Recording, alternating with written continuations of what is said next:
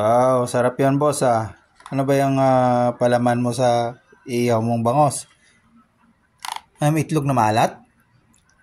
Itlog na maalat yan? Maalat, kamatis, sibuyas, luya. Sarap yan. Sarap yan boss. Pagigiyan mo yan boss ah. Rapan mo. Siyempre yung sobra dyan, alam mo na. Baka pwede naman pulutan yung sobra. Yan, sarap na. Ang daming palaman ah. Baka pwede magtira ka dyan ni ulam at tawag doon. Huwag mo ubusin, pwede naman yan, di ba? Yung iulam, may kamatis naman yan ah. Tirahan mo ako niyan. Tirahan mo ako. Oo.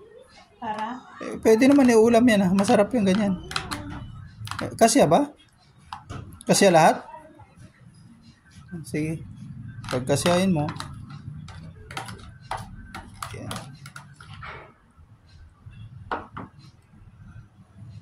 Grabe ngayon.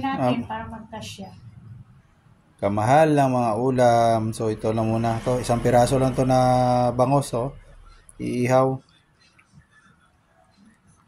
Unahin ko lang to but papabili tayo ng liempo na ilang piraso lang para may kapartner ang bangos.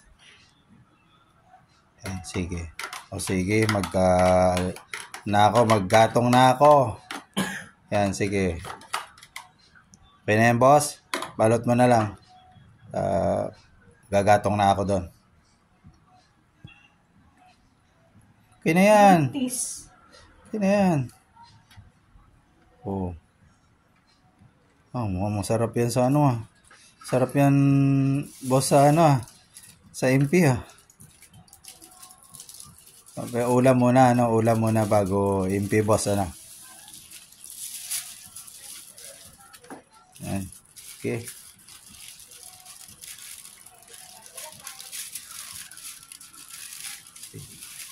Mukhang masarap na yan. Sige, magkagatong na ako, boss.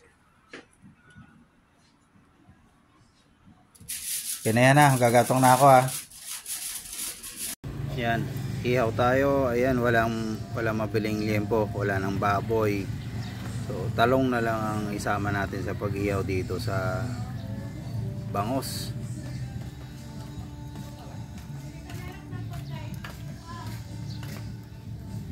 Talong na lang ang sama sa pag-ihaw kasi wala na yung baboy, wala na mabiling baboy. Sarap din naman yung talong ihalo sa suka. Yan, sausawan na rin yan.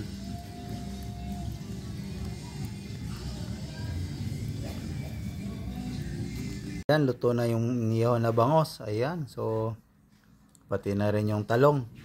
Kaya kainan na to mga lods. Ayan, yummy ang bango kasi maraming palaman na itlog na maalat at kamatis, sibuyas. Ayan, tara na, kain na.